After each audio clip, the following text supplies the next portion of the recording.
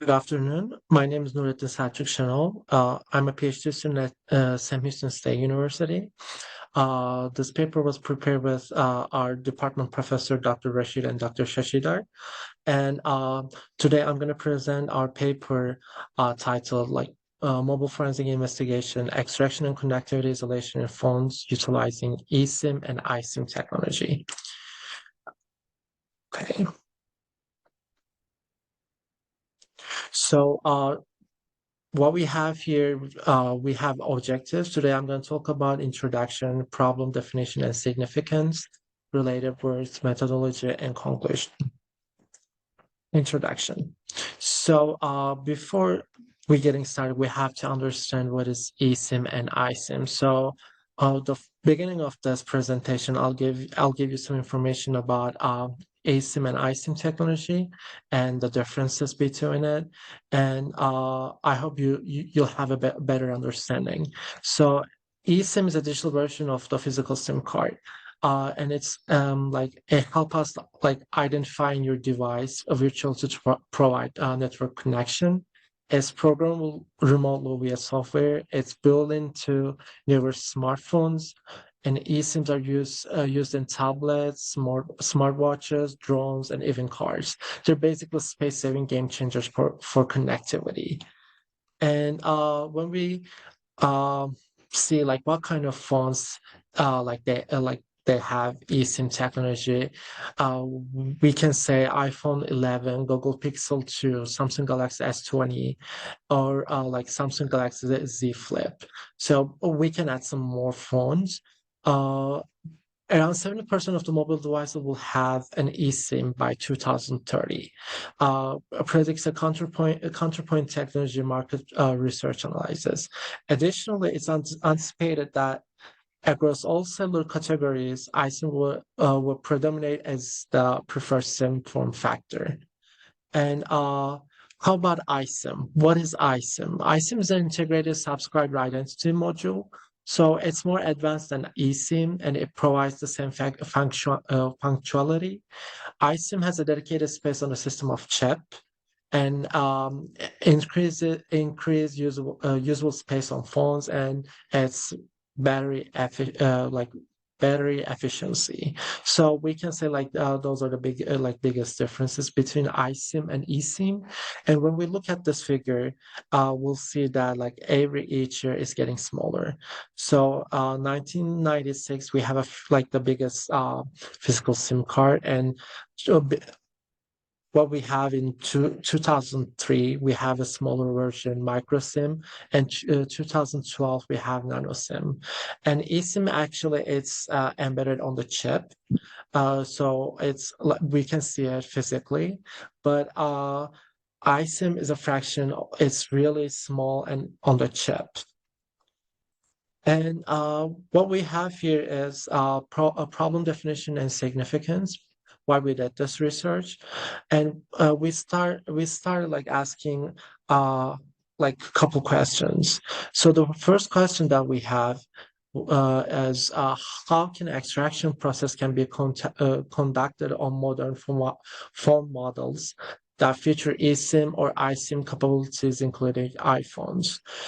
And since these devices lack of like physical SIM cards, how can connection isolation be ensured, and how can we be certain about preserving of the chain of the custody and integrity when investigating the device?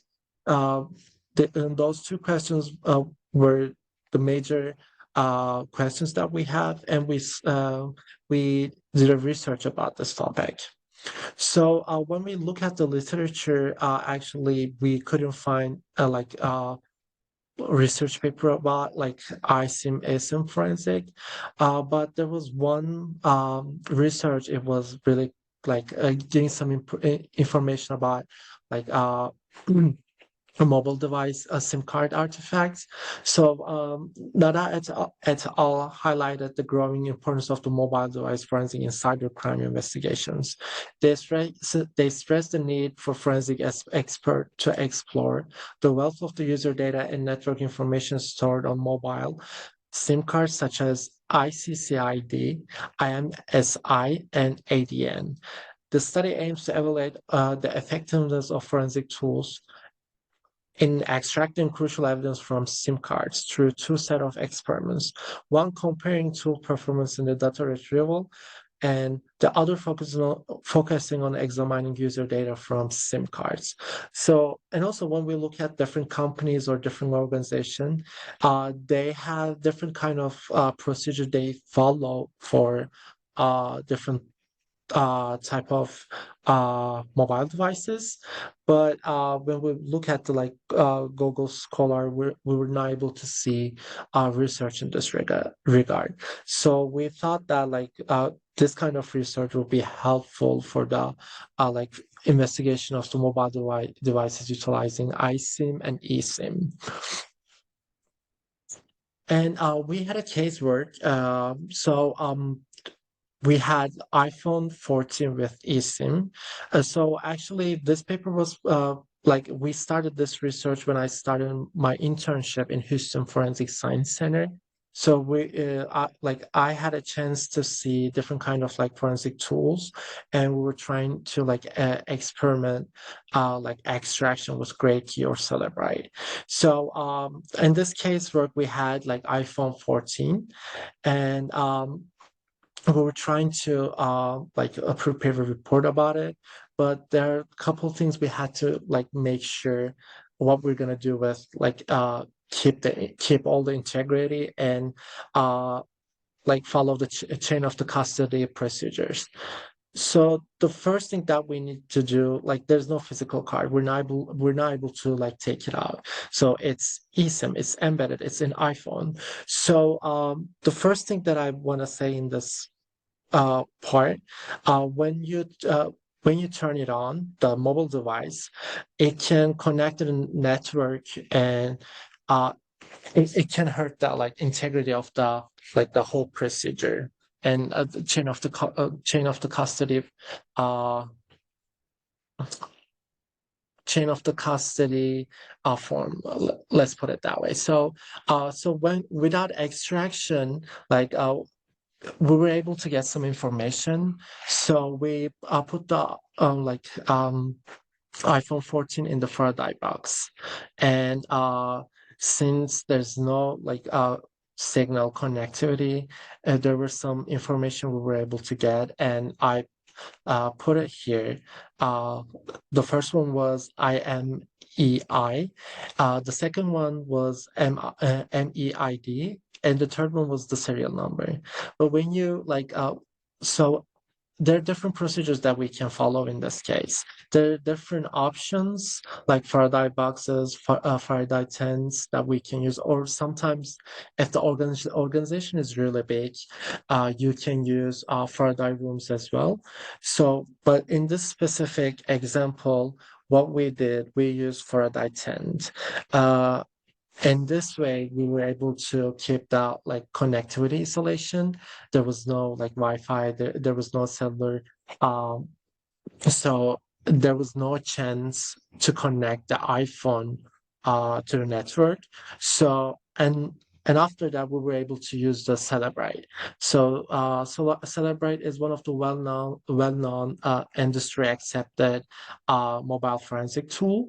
And when we plug into Celebrite, we were able to extract the information like IMEI, IMSI, ICCID, and MSISDN.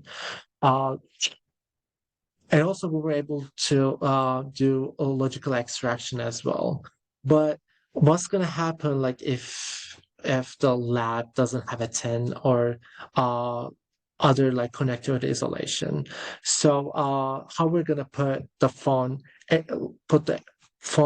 airplane mode, because you have to know the passcode if you want to log into like the mobile device, but we don't know the passcode. So the first thing that you need to do is make sure about connectivity isolation. So as I said before, there are different tools or different alternatives that we can use for connectivity isolation.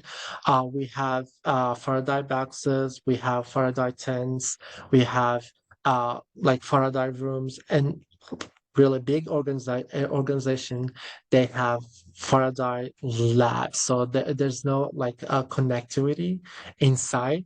So it's they're all related with the organization budget. So sometimes, like if you go with a bigger option, bigger alternatives, yeah, you won't need the smaller alternatives, and that's really good. But what's going to happen with the like small organization? So we had Faraday boxes, but the all Faraday boxes, you can place phone into it, and you can keep the like excuse me. So there'll be no signal, and you can like keep the integrity. But when you put the phone into Celebrite or Gray Key, like mobile forensic tools, sometimes you have to touch the screen a couple times, or you have to like there was some like boxes you have to say trust this computer, or you have to follow some specific procedure. So all Faraday boxes, they don't have like a cable entrance, and so you're not able to connect it to the computer. So in this case, what you need to do is either you have to use Faraday tent, or you have to do it in Faraday room, or the other alternative is you have to like upgrade your Faraday boxes with the newer version. So this Ramsey, that's what we had in like in the lab. So we were not able to use it for like connectivity isolation, because we were not able to touch we were not able to connect to the computer. So we had to like upgraded with the Mission Darkness block box. So as I said before, some of the Faraday boxes don't offer the cable connectivity. When investigators use tools, they have to connect the mobile device to a computer, but they also have to touch the phone screen sometimes to get a full extraction. But this Faraday box, like Mission Darkness, you can place your phone, and you can you can put the gloves on your hand, and you can touch the screen. But in meantime, also you can put the like plug to a computer, and you can run Celebrite or Gray Key. So we created a scheme in this part. So sometimes like investigators, or like it comes from like police department, so they place the phone into like a Faraday bag. But when you start investigation, you have to take it out, and you have to understand what kind of like phone it is. Is there a physical SIM? If there's a like eSIM or iSIM, what you need to do is you have to place into neither Faraday boxes, or Faraday 10, or in Faraday room. And the biggest point in this whole process, keep the phone shielded, or you have to turn it off to like the keep the integrity for chain of custody. So if you place the phone into a newer model of Faraday boxes, so you can plug into like the tools, and you can touch the screen, and this way there will be no connectivity, and you're able to like extract all the information. But if you have a Faraday tent, or if you have a Faraday room, it's even easier, because there's no chance, like there's no like connectivity, and it's all fine. All you have to do is just like plug into the computer, and run Celebrite or Gray Key, whatever tool you have in the organization. In this way, you're able to extract the data, you can analyze it, you can make a report, and you can put the phone into evidence locker in like Faraday boxes, or you can leave it in the evidence room. But the main point all the time, it should be shielded. So For this purposes, as I said before, there should be like a newer version the organization has to use. They had to upgrade their options. If it's hard eye boxes, there's some newer models and they're really expensive. And but I think like it's the like most cheapest alternatives. One of them is Faraday box and Faraday box bags and boxes. So they can be used for any organization. But if the organization is really big, they should consider like Faraday tents or Faraday rooms. Yeah. So as a conclusion, so we endeavor to provide as much information as possible about the potential divorce isolation methods. And in this section, the foremost consideration is entirely isolate the mobile device from any form like connectivity throughout the entirely of the investigative process, particularly concerning eSIM and iSIM technologies. A distinct approach necessary compared to phones equipped with the traditional SIM cards. The analyst must ensure that the phone remains completely shielded, like as I said before, from the moment the examination begins until the analysis is concluded, and like putting into evidence room with the shielded. This ensures the preservation of the chain of custody and the data integrity, thereby enabling the successful completion of the analysis process. And that was the research that we did, and we have a work cited here. And if you have any questions or comments, please email me at like nss016 at shsu.edu. Thank you for your time.